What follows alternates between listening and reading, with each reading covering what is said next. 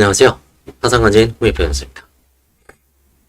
좀 흐릿해져. 보기가 불편할 수 있는데 이번 동영상의 목적은 면책이 얼마나 면책 불허가나 면책 기각이 희귀하다는 것을 알리기 위해서 빨간 걸로 표시했습니다. 크게 글자를 보실 필요는 없습니다. 그냥 추이만 보시면 됩니다. 이게 이제 뭐냐면 작년 10월 1일부터 올 3월 30일까지 6개월이죠. 6개월 동안 제가 한 사건 중에 이제 이번에 법원에 4월 달에 보고를 하는 겁니다. 전체적인 어떤 환가는 얼마 했는지, 보수는 얼마나 받았는지, 그 다음에 종국 결과, 종결 혹은 폐지, 면책은 어떤지, 그 다음에 지금 현행 진행 경과를 이렇게 비고란에 쓰게 되어 있습니다. 여기 쭉 보면 빨간 거 기각 하나 있죠. 기각은 유일하게 기각받은 게 딱 한 건 있습니다. 이거는 채무자가 항고심 진행 중인 걸로 알고 있어요. 기각된 이유는 이게 재산적 문제가 있습니다. 처분 과정에서. 그래서 그거를 철저하게 이제 요구했으나, 아니면 아들 명의로 무슨 회사를 운영하고 있고요. 부동산 분양회사입니다. 근데 그거에 대해서 설명도 안 하고 자료도 안 내놓고 계속 시간만 끌고 기회를 엄청 한 1년 줬는데도 결국은 안 해왔습니다. 그래서 결국은 저는 면책 불허가를 올렸고 판사님은 면책 기각을 한 사안입니다. 불성실하다. 그 외에는 어떻습니까? 그 외에는 다 면책됐습니다. 쭉 보시면, 그쵸? 종결 폐지. 이 폐지는, 종결이라는 건 배당을 한 거고, 폐지라는 거는 배당을 못 한 거죠. 여기, 그쵸? 이게 환가 금액이 있는 게 종결, 없는 게 폐지. 큰 의미가 없습니다. 근데 면책 결과는 어떻습니까? 다 면책이죠. 불허가 있습니까? 불허가 있어요? 없죠? 불허가 없습니다. 찾아볼 수가 없어요, 불허가. 물론 채무자한테는 불허가보다는 환가가 더 힘들 수도 있습니다. 그렇죠? 아무튼 실제 실무에서는 불허가 사유가 발생하면 조금 환가를 하고 재량 면책을 하는 방향이 되는 걸 알 수가 있는 거죠. 그 금액이 물론 당사자에게 참을 수 없을 만큼 큰 금액이면 부담이 되겠지만 그 정도는 대부분 아니죠.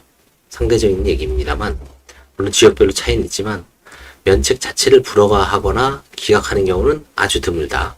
한 건이라는 얘기. 기각. 이것도 기각입니다.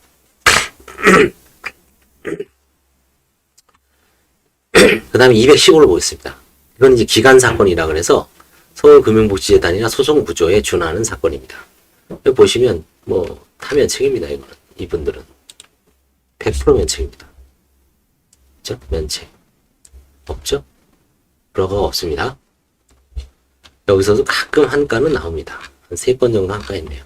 원래는 없는데 상속재산 파산을 보겠습니다. 따로 총 5건이었는데 이제 누가 신청했나? 아들, 배우자, 본인, 배우자 파산 절차 진행 경과. 여기 이거는 지금 끝난 게 없습니다. 다 지금 현재 진행 중입니다. 채권자 수는 5명부터 4명, 12명, 5명. 수집 재단액은 5,200, 2,300, 1,000, 8,360, 1,046. 이게 지금 오늘 제가 우리 보조인한테 보고받기를, 원래 이게 이제 고척 프로지오입니다. 아파트가. 원래 13억짜리가 최근에 9억 8천인가 낙찰됐고, 그 다음에 등기부상에 있는 근저당이 9억 얼마래서, 이건 나가리구나. 볼 거 없다 그랬는데, 법원에서 전화 오기를, 실질적인 근저당이 4억 얼마라는 겁니다. 5억 얼마라는 거예요. 그래서 4억 얼마를 나눠주겠다. 저희는 땡큐죠. 저 경매 인용 가능성 없다고 판사님한테 아주 큰 소리 치면서 보고했는데, 결국 경매 배당표를 받아보니까, 그쵸, 저희가 경매 배당표 받기 전에는 이 사람이 채무가, 실질 근저당 채무가 이게 더군다나 상속재산 파산이니까 엄밀하게 조사를 안 하죠. 나중에 나오면 관제인한테 다 들어오니까 굳이 배당 근저당이 얼마인지 아닌지는 큰 관심이 없습니다. 배당표하고 수불례 없어 갖고 와라. 나중에 관제인한테 돈 주면 받아다가 채권자한테 배당하는 거죠.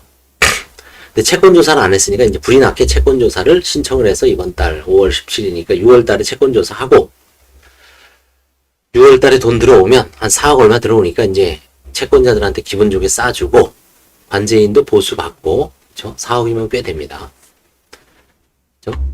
그 다음에 이제 특이한 게 요겁니다. 상속재산 파산을 본인이 했다는 게 말이 안 되죠. 죽은 사가 어르면 어떻게 합니까?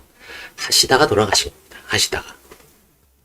그냥 생전에 파산 신청을 했는데 관제인이 한가할 거 없나 하고 봤더니 뭐 몇 개가 있습니다. 그런 와중에 본인이 며칠 만에 좀 병세가 악화돼 갖고 돌아가셨습니다. 이때 자녀들은 뭐 상속재산 파산으로 인정해달라 그래서 그냥 고를 진행한 겁니다. 일단 파산 선고를 받았기 때문에 파산 선고 후 사망입니다.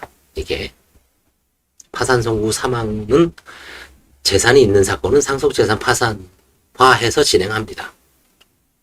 면책이라는 제도는 없죠. 거기서는 죽은 사람한테 면책은 없고 다만 그 재산을 다 찢어졌기 때문에 채무자들은 안전하게 한정승인을 하라고 권하죠. 네. 아무튼 이게 이번 사건의 목적은, 이번 동영상의 목적은 면책 불허가 거의 없구나, 실무에서. 뭐 저만 그런 게 아니라 대부분의 간제인이 그럴 겁니다. 뭐 물론 100%는 아니겠지만 대다수 서울 같은 경우에는 면책을 폭넓게 허용하되 다만 일부 문제 있는 경우에는 재산을 환가를 하거나 임의환가 아니면 뭐 소송, 부인 청구를 통해서 약간의 어떤 연상의 복을 통해서 채권자한테 나눠주고 면책 내지 재량 면책을 시킨다는 그런 정책, 그런 식의 어떤 파산 절차가 운용되어서